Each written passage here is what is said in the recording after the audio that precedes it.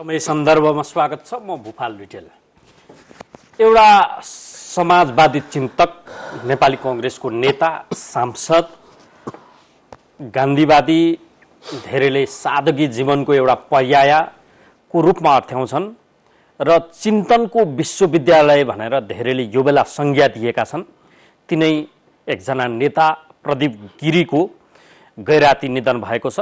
जीवनको लामो कालखण्ड 15-17 सालदेखिको उहाँको राजनीति, लोकतन्त्र, उदारता र समाजवादका लागि सङ्घर्ष गरेको जीवन उत्तरार्धमा र अन्तिम क्षणमा आफ्नै जिन्दगीसँग सङ्घर्ष गरेर व्यतीत भएको छ।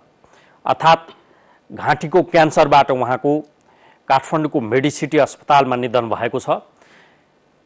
ती गिरीलाई कांग्रेसहरूले आम रूपमा नेपाली नागरिकले जो दीप बालेर विदा गरेका छन्, उनको दीप बालेर सुस्वास्थ्यको कामना गरियो, घुरेर फेरि समाजमा आउनुहोस् भनेर आह्वान भयो, तर गिरी आउन सक्नु भएन। अर्थात् दीप बालेर प्रदीप गिरी महाप्रस्थान हुनुभएको छ। उनै गिरीलाई कम्युनिस्टहरूले, वामपन्थीहरूले कसरी चिन्छन्? किनकि गिरी लेनिनको जीवनी लेख्नेदेखि लिएर नारी सौन्दर्यसम्म खोज्ने र पार्टीभित्र निजी अर्थतन्त्रको ओकालत भइरहँदा उदार अर्थतन्त्र, त्यसमाथि समाजवादी अर्थव्यवस्थासम्मको ओकालत गर्ने गिरीलाई कम्युनिस्टहरूले कसरी चिन्छन्? आज हामी एकजना कट्टर कम्युनिस्ट जो सिद्धान्तनिष्ठ पनि हुनुहुन्छ, उहाँ लामो समय नेकपा माओवादी केन्द्रमा रहनुभयो। आजको दिनमा माओवादी कम्युनिस्ट पार्टी नेपालको उहाँ संरक्षक हुनुहुन्छ, नेता गोपाल किराती। उहाँको नजरमा हामी प्रदीप गिरी बुझ्ने प्रयत्न गर्नेछौँ, चित्र र चिन्तन। त्यसमाथि गोपाल किराती आफैमा एउटा चिन्तकको रूपमा धेरैले चिन्छन्। एउटा चिन्तकको दृष्टिबाट अर्को चिन्तकलाई कसरी हेर्ने, यिनै विषयको सेरफेर आजको कार्यक्रम रहनेछ। हामीसँग हुनुहुन्छ गोपाल किराती, स्वागत छ तपाईँलाई। धन्यवाद। प्रदीप गिरी जो चिन्तनको हिसाबले विश्वविद्यालय भनेर धेरैले यो बेला संज्ञा दिइरहेका छन्, तपाईँ अर्को एउटा चिन्तक, तपाईँ आफै चाहिँ प्रदीप गिरीलाई एउटा कम्युनिस्ट वामपन्थीको हिसाबले कांग्रेसको नेता हो उहाँ, तर समाजवादी चिन्तक कसरी चिन्नुहुन्छ, कसरी चिनाउनुहुन्छ? म तीबाट सुरु गर्छु। सबभन्दा पहिला आदरणीय दाजु प्रदीप गिरीप्रति म हार्दिक श्रद्धाञ्जली प्रकट गर्न चाहन्छु र उहाँको परिवार साथीभाइमा संवेदना व्यक्त गर्न चाहन्छु। आज बिहानै मैले त्यो समाचार देखिसकेपछि सामाजिक सञ्जालमा मैले लेखेँ कि इन्द्रिय ग्राह्य ज्ञानबाट हेर्दा अथवा बाहिरबाट हेर्दा सम्मानित जीवन बाँचेका नेपाली कांग्रेसका एकमात्र बौद्धिक नेता प्रदीप गिरी प्रति श्रद्धाञ्जली भनेर मैले लेखेँ। मलाई लाग्ने त्यही हो। बाहिरबाट जीवन कसरी बाँच्नु भयो म नजिकबाट जान्दिनँ, तर बाहिरबाट हेर्दा असाध्यै सम्मानित जीवन बाँच्नुभयो र कांग्रेसभित्रको एकमात्र बौद्धिक, अरू पनि छन् तर ससाना छन्, उहाँ चाहिँ उच्च कोटिको बौद्धिक नेता व्यक्तित्व हुनुहुन्थ्यो। उहाँको निधन भयो। उहाँको निधनबाट देशले, समाजले, यता लोकतान्त्रिक आन्दोलन, कम्युनिस्ट आन्दोलनले बहुत ठुलो क्षति बेहोरेको छ। त्यो पूर्ति गर्नको निम्ति अब नयाँ पुस्ताले नयाँ अध्याय सुरु गर्नुपर्छ। उहाँसँगको सङ्गतको हिसाबले अथवा योजनाको हिसाबले कुनै त्यस्तो योजनामा नि हुनुहुन्थ्यो तपाईँहरू? यो बितेको यो साउन 7 गते पुष्पलाल स्मृति दिवसको अवसरमा, भनेको अघिल्लो वर्षको, हजुर यही 69 सालको साउन 7 गते पुष्पलाल स्मृति दिवस पर्दछ। त्यहाँ हाम्रो एउटा पुष्पलाल फाउन्डेसन भन्ने साथीहरूको संस्था छ, म पनि त्यसमा संलग्न छु। त्यसले नेपालमा समाजवादी लोकतन्त्र बारे एउटा गोष्ठी तयारी गरिँदै थियो र त्यहाँ प्रदीप गिरी लगायत चाहिँ 5 जना चिन्तकहरू, नेताहरू, बुद्धिजीवीहरूलाई निमन्त्रणाको तयारी पनि गरिएको थियो। त्यसको निम्ति लाग्दै जाँदा उहाँ त बिरामी सुरु भएर दिल्लीमा हुनुहुन्छ भन्ने खबर भयो। त गर्दै लैजाँदाखेरि त्यो कार्यक्रम हामीले स्थगित पनि गर्यौं। प्राविधिक कारणले, प्रदीप गिरीको उपस्थिति नभएको कारणले र त्यो चाहिँ अब समाजवाद जो भनिएको छ, समाजवाद विभिन्न यसका प्रकारहरू छन्। नेपाली कांग्रेसले प्रजातान्त्रिक समाजवाद अथवा लोकतान्त्रिक समाजवाद भन्ने गर्छ, त हामीले चाहिँ त्यसलाई उल्ट्याएर लागू गर्नुपर्छ। प्रजातान्त्रिक समाजवादले गरिदियो के त भनेदेखि राजनीतिक स्वतन्त्रताको आधारमा आर्थिक समानता भन्छ, त्यो त हुन सकेन। त्यसो हुनाले चाहिँ कम्युनिस्टहरूले जे भनेको लेनिन र माओले जसरी अभ्यास गर्नुभयो त्यस्तो एकदलीय अब समाजवादको पनि यहाँ सम्भावना छैन। त्यो पनि फेरि लेनिन र माओको समाजवाद पनि साम्यवादसम्म पुग्ने भनेको त त्यो त पुगेन। त्यसो हुनाले हामीले विचार गर्नुपर्छ र राजनीतिक समानताको आधारमा आर्थिक समानता र मानवीय स्वतन्त्रताको निम्ति यो चाहिँ समाजवादी लोकतन्त्र भन्नुपर्छ भन्ने एउटा थेसिस निर्माण गरिएको छ नेपालमा। र त्यही बारेमा चाहिँ नि गोष्ठी गर्न खोजिएको थियो। उहाँ बिरामी सुरु भइसक्नु भएको थियो, गम्भीर रूपले भेट भएन, यसप्रति बहुत ठुलो खातिर छ। र मैले फेसबुकमा समाजवादी लोकतन्त्रबारे विमर्श गर्ने योजना थियो, अधुरो रहेकोमा अब नमिठो खातिरदारी पनि लेखेको छु। त त्योभन्दा पहिला प्रदीप गिरीलाई मैले दुई घटनाबाट म चिन्दछु, अलिक टाढाबाट।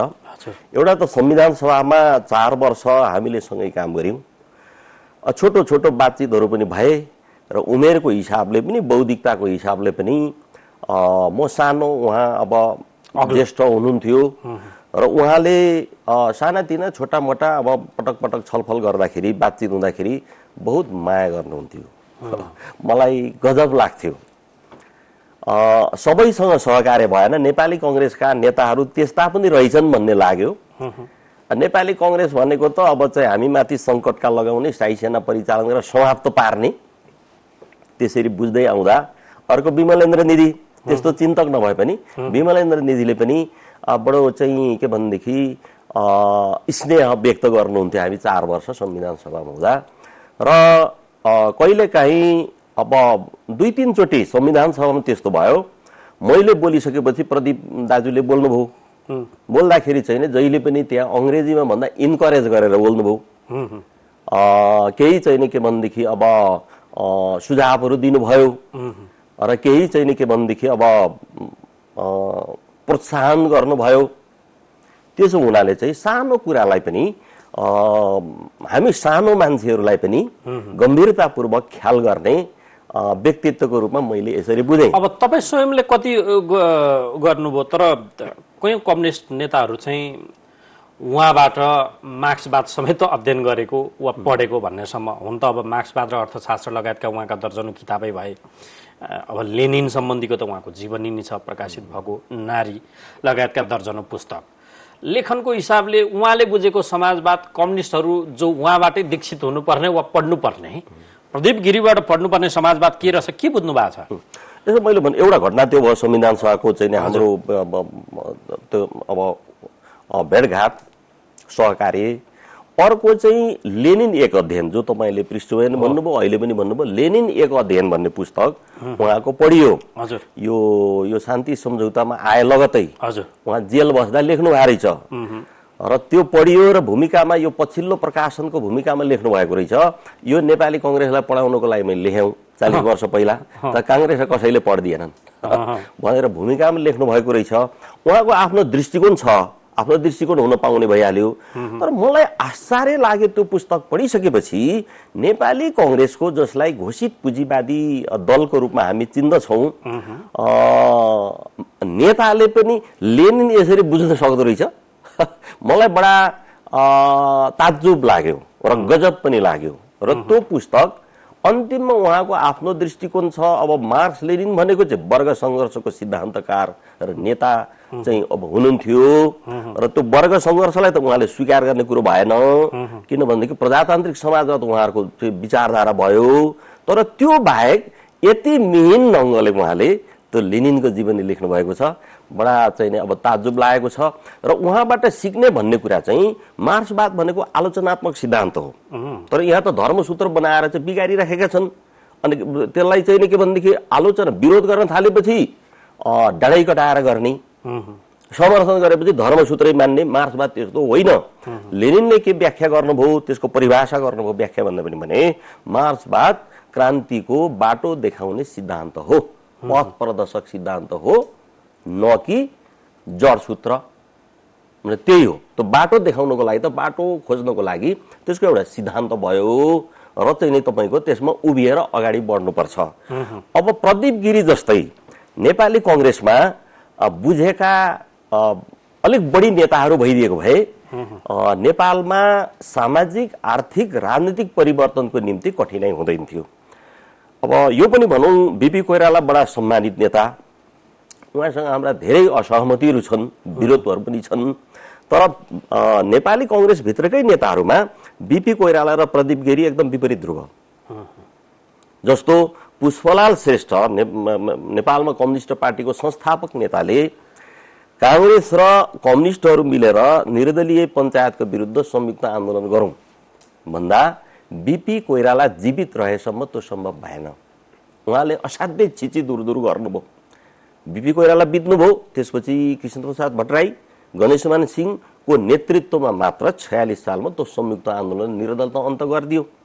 पुष्पलालको विचार जो सुरुदेखि थियो, नेपाली कङ्ग्रेसले बिपी नेतृत्वको कङ्ग्रेसले मानिदिएको भए त्यो निर्दलको त्यति लामो आयु हुँदैन थियो भन्ने चाहिँ देखिन्छ भने अब प्रदीप गिरीको चाहिँ कम्युनिस्टहरूलाई बुझ्ने कुरा, कम्युनिस्टहरूसँग सहकार्य गर्ने कुरा र कम्युनिस्ट अथवा मार्क्सवादबाट सिक्ने र त्यसमा चाहिँ के भन्दा आलोचना गर्दै प्रतिस्पर्धा गर्दै अगाडि बढ्नुपर्छ भन्नेमा चाहिँ बिपी भन्दा विपरीत ध्रुव। त्यसकारणले बढ्ता सम्मानित लाग्छ। प्रदीप गिरी चाहिँ जीवन पद्धति पनि हो बिम्बात्मक आधार। मैले भने अब परबाट हेर्दा इन्द्रिय ग्राह्य ज्ञानबाट हेर्दा सम्मानित जीवन बाँचेका भनेर मैले लेखेँ। मलाई त्यो अनुभूति भयो बिहान उहाँको निधनको खबर पढिसकेपछि। र जीवन पद्धति हो तपाईँले भन्नुभयो, त्यसलाई मान्नुपर्छ। बस्तीपुर उहाँको आश्रम सिराहाको समाजवाद खास अर्थमा अब काङ्ग्रेसले त उदार अर्थनीतिको सधैँभरि विशेषतः 48 पछि भनौँ त्यही नीति लिएर आयो, निजीकरणलाई प्रोत्साहन गर्दै जानुपर्छ भनेर हिँड्दै गयो। तर आज पर्यन्त मृत्यु पर्यन्त पनि प्रदीप गिरी अब त त्यही मान्नु पर्यो। उनी समाजवादी अडानमै अडिको रहेको व्यक्ति र समाजवाद के हो, अभ्यास कसरी गर्ने भन्ने हेर्न बस्तीपुर एकपटक जाने कि त्यहाँ पुगेका मान्छेहरूको त्यो किसिमको चर्चा र आह्वानसम्म सुनियो होइन। त्यस हिसाबले एउटा कङ्ग्रेस लेनिनवादी र मार्क्सवादी आफैमा होइन, मार्क्सवादी हो कि थाहा छैन, तर पुस्तक लेखेर धेरैले उहाँलाई त्यो पनि अर्थाइराखेका छन्। एउटा त्यो, अर्को समाजवादी अभ्यास आफ्नै जीवनकालमा यस्तो समाजवादको अभ्यास गर्न खोज्छु भनेर प्रयोगमा लगिरहेको व्यक्ति के चाहिँ सिक्ने बाँकी के छ उहाँबाट सिक्नुपर्ने? अब कहिलेकाहीँ समाचारमा पढियो, मलाई अब आज बिहान उहाँको निधनपछि खड्किएको विषय चाहिँ उहाँसँग अलिकति सँगै बसेर सहकार्य छलफल अन्तर्क्रिया विमर्श गर्नु पर्थ्यो। त्यो मैले गर्न सकिनँ, बडा ठुलो अब क्षति भयो भन्ने लाग्छ। चाहिँ अब केही महिनादेखि त्यो सोच्दा सोच्दै उहाँ बिरामी भइसक्नु भएको रहेछ, त्यो सम्भव भएन। एउटा अर्को चाहिँ अन्तर्वार्ता सुरु गर्नुभन्दा पहिला सिराहाको बस्तीपुरको सन्दर्भमा जो तपाईँले बताउनु भयो, मैले त्यो कम जान्दछु। हजुर, तर त्यो धेरै राम्रो कुरा, धेरै राम्रो कुरा। अब त्यसले मात्र समाजवादमा पुर्याउँछ कि पुर्याउँदैन छुट्टै भयो। जस्तो वैज्ञानिक समाजवाद, यो अब काल्पनिक समाजवाद, यता प्रजातान्त्रिक समाजवाद विभिन्न छन्। अब हामी मार्क्सवादीहरू वैज्ञानिक समाजवाद चाहन्छौँ। काल्पनिक समाजवाद मार्क्सले त्यसलाई भन्नुभयो जो इमान्दार प्रयत्न गर्ने, तर अन्ततः त्यसले समाजवादी व्यवस्था हासिल गर्न सकिँदैन। त्यो वस्तुसङ्गत हुँदैन, वैज्ञानिक हुँदैन। कि सेन्ट साइमन, चार्ल्स फुरिये, फ्रान्सका चिन्तकहरू, मेहनतकर्ताहरू, सङ्घर्षशील, अब बेलायतका रोबर्ट ओवेन। अब मार्क्स भन्दा पहिला उहाँहरूले समाजवादको जुन प्रयास गर्नुभयो, जुन उद्योग गर्नुभयो, रोबर्ट ओवेन त असाध्यै धनी धनाध्यको चाहिँ के भन्ने छोरो, पुँजीपतिको छोरो, उद्योगपतिको छोरो भएर ती सबै लगाएर समाजवादको अभ्यास गर्नुभयो, सहकारी भयो, समाजवाद भएन। त त्यसो गर्दाखेरि चाहिँ तर नहुनुभन्दा प्रदीप गिरीले जो त्यहाँ अभ्यास गर्नुभयो त्यो त बहुत ठुलो सम्मानित कुरा हो। र त्यसमा उहाँ चाहिँ आलोचना र प्रतिस्पर्धा को सिद्धान्त दृष्टिकोण अख्तियार गर्ने भएको हुनाले त्यो बस्तीपुरको कमी कमजोरी छन् भनेदेखि चाहिँ यो खुला समाजमा हामी त्यसमा सुझाव गर्न सक्छौँ, आलोचना गर्न सक्छौँ र त्यसलाई अगाडि बढाउन सक्छौँ। र मैले फेरि भन्दाखेरि अब कम्युनिस्ट मार्क्सवाद पढ्ने उहाँ अध्येता हुनुहुन्थ्यो। मार्क्सवादी कतिले भनेका छन् मार्क्सवादी होइन, प्रदीप गिरी मार्क्सवादी हुनको लागि वर्ग सङ्घर्ष सिद्धान्त स्वीकार गर्नुपर्छ, स्वीकार्नु भएन। त्यो चाहिँ के भनेदेखि प्रतिस्पर्धा मार्फत प्रजातान्त्रिक समाजवाद, राजनीतिक प्रतिस्पर्धा अनि आर्थिक समानता भन्नुभयो। त त्यसो गर्दा उहाँ त्यस्तो भइसकेपछि कम्युनिस्टहरूले पढ्नु पर्यो, नेपाली कम्युनिस्टहरूले पढ्नु पर्यो र अहिलेका संसारका अरू कम्युनिस्टहरूले पढ्नु पर्यो नेपालको सम्बन्धमा पढ्दाखेरि। र काङ्ग्रेसले त झन् पढ्नु पर्यो, किनभने आफ्नो नेता हो, आफ्नो पार्टीको सांसद हो, आफ्नो पार्टीको चाहिँ केन्द्रीय समितिको नेता हो, झन् पढ्नु पर्यो। र नयाँ पुस्तालाई पढ्ने, प्रदीप गिरी बुझ्ने र चाहिँ के भनेदेखि प्रतिस्पर्धात्मक नै सही, तर पहिला राजनीतिक समानता हुनु पर्यो। राजनीतिक समानताको आधारमा आर्थिक समानता अनि मात्रै प्रतिस्पर्धा गर्दाखेरि हामी नेपाली समाजको ठिक के भनेदेखि प्रतिनिधित्व, यसको चाहिँ निराकरण, मार्गदर्शन गर्न सक्दछौँ। त्यहाँ केही तलमाथिलाई चाहिँ मिलाएर प्रदीप गिरी सबैले पढ्नुपर्छ। उहाँको निधनको अवसरमा हामी नेपालीहरूलाई यो प्रेरणा मिलोस्। अब भवितव्यले हामी यो विषयमा परिचर्चा गर्दैछौँ, फेरि विषयभन्दा बाहिर छैनौँ। एउटा कङ्ग्रेसको चिन्तक, आम रूपमा नेपालीकै चिन्तक, समाजवादको एउटा प्रखर वक्ता, त्यस हिसाबले समाजवाद त आजको दिनमा प्रत्येक नेपालीलाई चाहिएको छ। त्यो समाजवाद कस्तो भनेर मन्थन गर्नुपर्ने र मन्थनेर एउटा चिज निकाल्नुपर्ने बेलामा त्यो समाजवादको एउटा चिन्तक र धेरैले विश्वविद्यालय भन्छन्, उहाँको अवसानसँगै त धेरै चिजको रिक्तता पक्का सुरु होला। त्यो किसिमको विचार अर्को कोणबाट आउनका लागि पक्का पनि अब त बन्द नै हुनेछ सायद।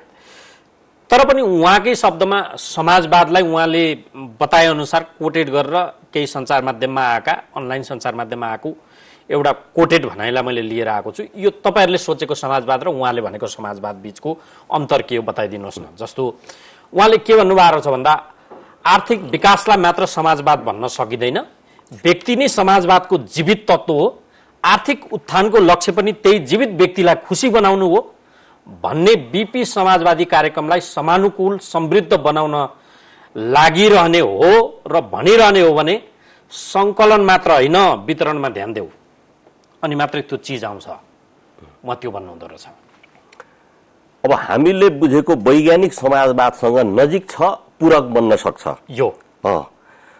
तर अब आजै उहाँको निधन भयो, माफी माग्दै म के भन्न चाहन्छु भने यसले पदार्थ प्राथमिकको दृष्टिकोण मान्दैन अथवा मानिराखेको छैन।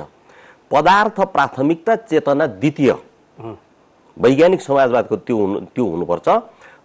त्यो चाहिँ दार्शनिक क्षेत्रमा नभए पनि उहाँले जो भन्नुभयो वैज्ञानिक समाजवादको नजिक र यसलाई पूरक बनाउन सकियो भने हामी समाजवाद प्राप्त गर्छौँ। एउटा आधार बेस बनाउन चाहिँ सकिन्छ, बेस बनाएर अघि बढ्न सकिन्छ।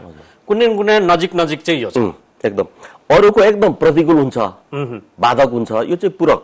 त्यसो हुनाले यो हुनु स्वाभाविक, किन भनेदेखि उहाँ नेपाली कङ्ग्रेसको नेता हुनुहुन्थ्यो।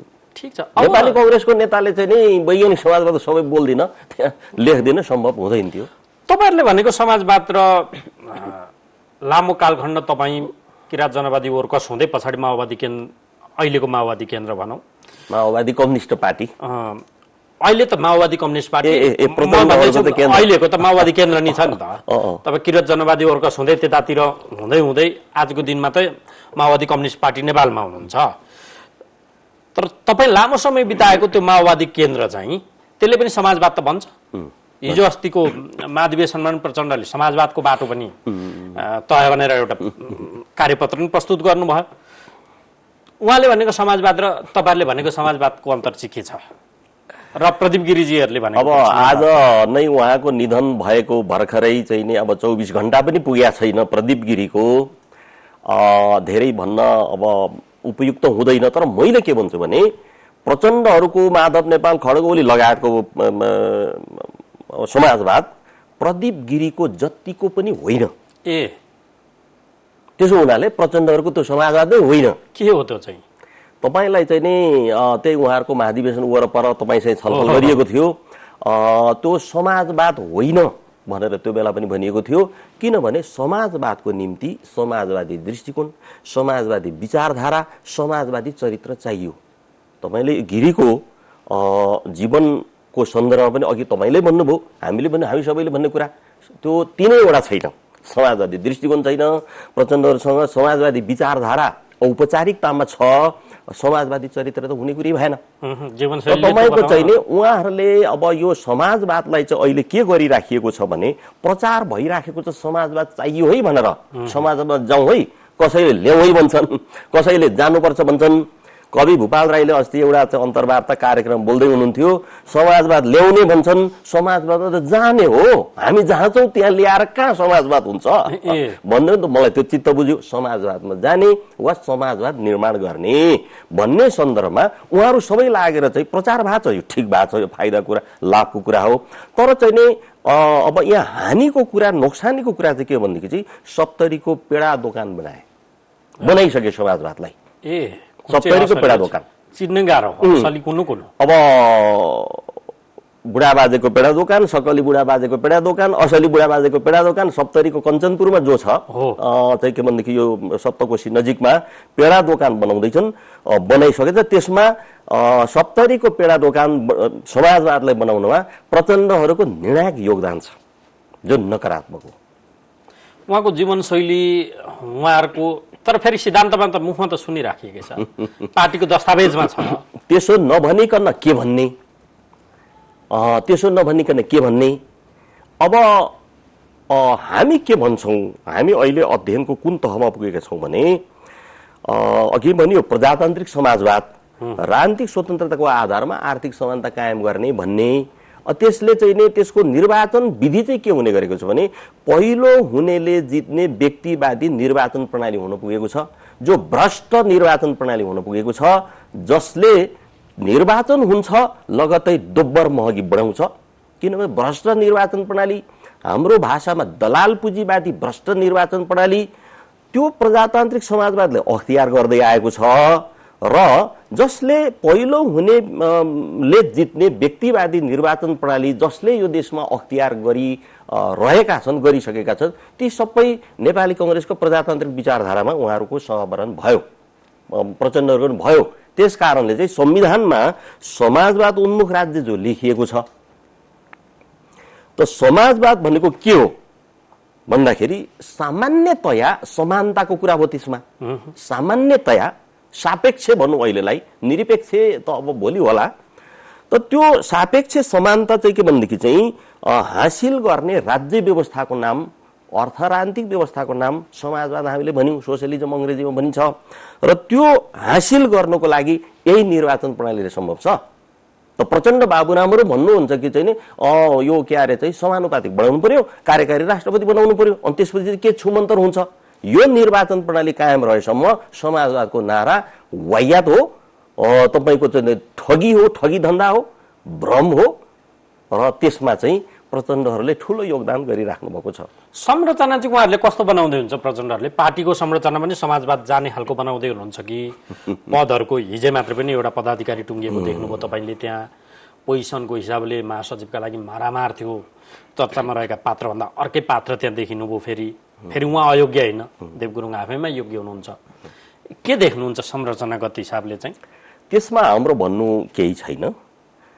अब महिला भएन, दलित भएन, विभिन्न भन्ने छन्, पात्रहरू त्यहाँ पुगेनन् होला, व्यवहारिक कठिनाइहरू भयो होला, अब त्यो भन्नु केही पनि भयो। जो उपाध्यक्ष, जो महासचिव, सचिव के हुनुभएको छ सबै प्रचण्ड भयो। प्रचण्ड एन्ड डटर्स कम्पनीले चलाउने हो त्यो पार्टी।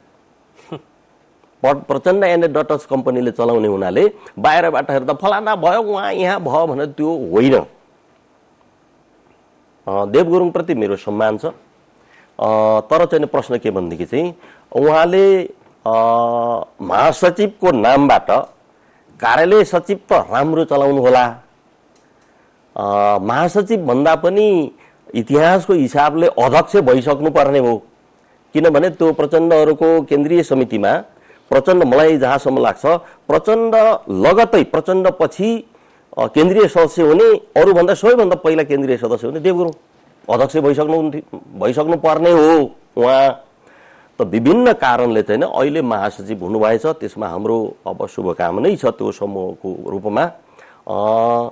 उहाँ राजनीतिक कम मान्छे हो, देवगुरुङ राजनीतिक कम मान्छे हो, बढी चाहिँ प्रशासनिक भन्ने लाग्छ। त्यसमा कानुन सम्बन्धमा विधि विधान सम्बन्धमा राम्रो ज्ञान राख्नुहुन्छ। हुन त अर्थशास्त्रको पनि राम्रै ज्ञान राख्नुहुन्छ। त्यो कर्मचारी जस्तो लाग्छ देवगुरुङ। अब राजनीति भनेको चाहिँ मलाई कस्तो लाग्छ भनेदेखि त्यो गतिशील विषय हो। गतिशील विषय कि अघि बढ्ने पछि हट्ने तपाईँको दायाँ बायाँ गर्ने मूल सिद्धान्तमा उभिएर गर्नुपर्ने हुन्छ। त देवगुरुङ चाहिँ नेतृत्वले जति भनेको छ अलिकति दायाँ बायाँ अघि पछि नगर्ने। त्यो पार्टी सामूहिक रूपमा धुरिएर लाग्ने भन्छन्, धुरिएरै अब समाजवादको गोरेटो समाउनका लागि लम्किँदै देख्नुहुन्छ? छैन, ज्योति बसुको पथमा लम्किने पनि। यो नेपालमा चाहिँ नि समाजवाद भन्ने कम्युनिस्ट भन्ने अनि क्रियाकलाप चाहिँ जस्तो नेपालमा समाजवादको निम्ति नेपाली समाजको विशेषता चरित्र जो छ त्यसलाई चाहिँ नि त्यसको केन्द्रीकरण गर्नुपर्छ। केन्द्रीकरण भनेको चाहिँ जनयुद्धको बेला माओवादीले के भनियो भनेदेखि चारवटा कुरा भन्यो, चारवटा पक्ष वा जनसमूह, अङ्ग्रेजीमा क्लस्टर भन्यो कि उत्पीडित वर्ग, जाति, क्षेत्र, महिला भनेर भन्यो। हामीले पुनर्गठन यता के थप्यौँ भनेदेखि चाहिँ श्रमिक वर्ग र उत्पीडित वर्ग, उत्पीडित जाति नभनिकन श्रमिक वर्ग, जाति माने सबै जाति अनि क्षेत्र, महिला र देशभक्तहरूको संयुक्त राज्य सत्ता नेपालमा निर्माण गर्नुपर्छ र चाहिँ त्यही नै चाहिँ हाम्रो अब सन्दर्भको प्रारम्भिक चरणको समाजवाद हो, जसको निम्ति यो दलाल पुँजीवादी भ्रष्ट निर्वाचन प्रणाली खारेज गरेर समाजवादी निर्वाचन प्रणाली लागू गर्नुपर्छ वा स्थापित गर्नुपर्छ हामी भन्दै आएका छौँ। यसमा त प्रचण्डहरूको कोही कार्यक्रम छैन, उहाँहरू त्यही ढोल पिटेर हिँडिराख्नु भएको छ। त्यसो हुनाले के लाग्छ भने प्रचण्ड, ओली, माधव नेपाल जो हुनुहुन्छ उहाँहरू चाहिँ नि कम्युनिस्टको खोल ओढ्ने, क्रियाकलाप चाहिँ नि के भनेदेखि प्रतिक्रियावादीको गर्ने, दलाल पुँजीवादीको गर्ने, एमसीसी र एसपीपीमा चाहिँ के भनेदेखि घुँडा टेकेर देशलाई के भनेदेखि बन्दगी बनाउने, साम्राज्यवादको सामु के भनेदेखि अर्को सुगौली सन्धि गर्ने। अब यस्तोहरू चाहिँ के भने ज्योति पश्चिम बङ्गाल, भारतको पश्चिम बङ्गालका ज्योति बसु भन्ने थिए। ज्योति बसु पथका यात्रीहरू हुन्, उनीहरूबाट देशको समाजवाद हुँदैन। ज्योति बसु 20 वर्ष त्यहाँ मुख्यमन्त्री हुनुभयो, तपाईँ त्यसपछि बुद्धदेव भट्टाचार्य, अहिले त पश्चिम बङ्गालमा जिरो। अब सार र टुङ्ग्याउँदा चाहिँ हामीले प्रदीप गिरीप्रति सम्मान पनि जनायौँ यो कार्यक्रम मार्फत। प्रदीप गिरीको समाजवादको पथमा पनि प्रचण्डहरू हुनुहुन्न। हेर्न त खुमलटारको महाराज भन्छु म त। महाराजको जीवन त प्रदीप गिरीको थिएन, उहाँ धनाढ्य हुनुहुन्थ्यो भन्ने सुनियो, तर चाहिँ जीवन त सादा। प्रदीप गिरी जस्तो सादा जीवनको प्रचण्ड भइदिनु भएको भएदेखि यो दुःख धेरै हरण हुन्थ्यो होला, त फरकनै सम्भावना छैन। हस्, महत्त्वपूर्ण समय संवादका लागि गोपाल किरातीज्यू धेरै धेरै धन्यवाद। धन्यवाद। हामीसँग हुनुहुन्थ्यो गोपाल किराती। विषयवस्तु कार्यक्रमको हिसाबले उहाँसँग मैले गरेको कुराकानी अनुसार अर्कै थियो पूर्व निर्धारित, किनकि हामीले आजको कार्यक्रम बेलुकै तय गर्दा अर्कै विषय थियो, तर भवितव्यले हामीले प्रदीप गिरीलाई सम्मान जनाउन, उहाँको जीवनको चर्चा, उहाँको दर्शनको चर्चा, उहाँको जीवन कलाको चर्चामा केन्द्रित गऱ्यौँ बढी यो कार्यक्रम। र अन्तिममा समाजवाद जो प्रदीप गिरी चाहनुहुन्थ्यो, समाजवादी व्यवस्था, उहाँको समाजवादी व्यवस्था कम्युनिस्टहरूले चाहेको र प्रचण्डहरूले आजको दिनमा चाहिरहेको कस्तो, यसैको चर्चा गरेर आजको कार्यक्रम टुङ्ग्यायौँ। अर्को अङ्कमा फेरि तपाईँ हाम्रो भेट हुने नै छ। हामीलाई आजलाई बिदा दिनुहोस्। नमस्कार।